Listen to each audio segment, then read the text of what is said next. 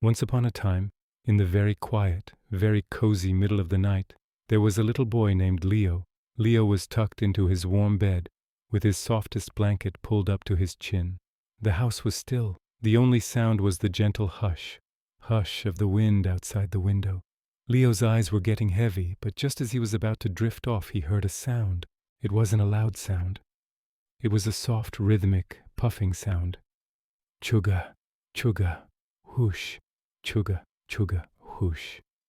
Leo opened one eye and peeked toward his window. To his surprise, a soft silver moonlight was glowing through the glass. He sat up, rubbed his sleepy eyes, and tiptoed to the window. There, floating right outside in the cool night air, was a train. But this wasn't a heavy metal train like the ones that roar down the tracks. This train was made entirely of fluffy, white clouds. It glowed with a gentle, pearlescent light, like the inside of a seashell. Its wheels didn't clang. They hummed a low, comforting tune. The window of the train slid open and a friendly face popped out. It was a raccoon, wearing a crisp blue conductor's hat and a tiny red bow tie. He adjusted his spectacles and smiled warmly at Leo. "All aboard," the raccoon whispered, his voice sounding like dry leaves rustling together. "The Sleepy Express is leaving for Starry Station. Do you have your ticket?" Leo checked his pajama pocket. He felt something smooth. He pulled out a golden ticket that shimmered in the moonlight. He nodded and climbed through his window, stepping onto the train.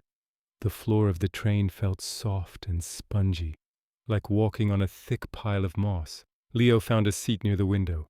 It was made of a giant, squishy marshmallow.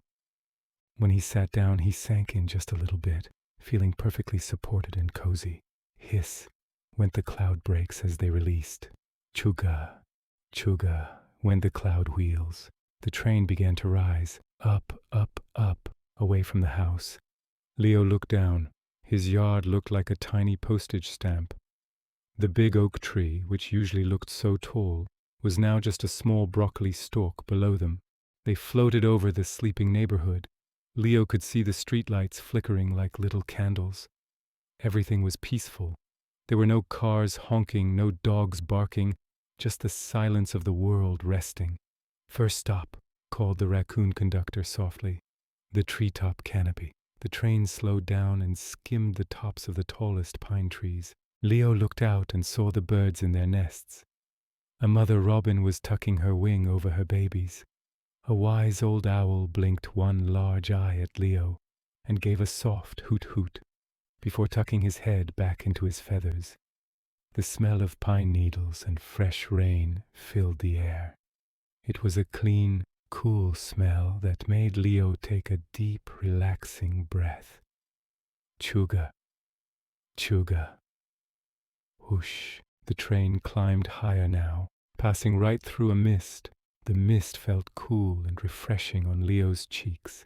When they emerged, they were high above the world, in the deep indigo sky. "Next stop," whispered the conductor, "the Milky Way Bridge." The cloud train sailed onto a track made of stardust. Millions of tiny stars twinkled around them. Up here, the stars weren't far away. They were close enough to touch. They didn't burn. They glowed with a soft blue warmth. Leo watched as a shooting star glided past the window, zoom, leaving a trail of glitter behind it. The movement of the train was so gentle, it rocked back and forth.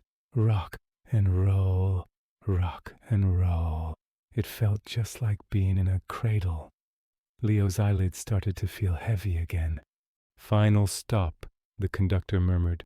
"Starry Station." They pulled up to a station built right on the curve of the moon. The moon's surface wasn't rock. It was made of smooth, pale cheese, or at least it looked like it. The man in the moon was there, wearing a nightcap. He held a giant feathered duster, and he was slowly, rhythmically dusting the craters. Swish, swish, swish. With every swish, the moon glowed a little brighter, casting a protective light over the sleeping earth below. "Time to head home, Leo," the raccoon said gently. "The dream is waiting." The train turned around in a slow, wide arc. The return journey was faster, gliding down the slide of the night sky. down past the stars, down through the mist, down past the sleeping pine trees. Chugga, chugga, shh. The train hovered right outside Leo's window again. Leo stepped off the cloud and back onto his bedroom floor. He climbed into his bed. The sheets felt cool and crisp. He laid his head on his pillow, which felt just as soft as the marshmallow seat. Outside, the cloud train gave one last soft whistle, a sound like a breeze blowing through a flute, and faded away into the night. Leo closed his eyes. He could still feel the gentle rocking motion of the train. Rock and roll, safe, warm, and ready for dreams. Good night, Leo. Good night, train. Good night, stars.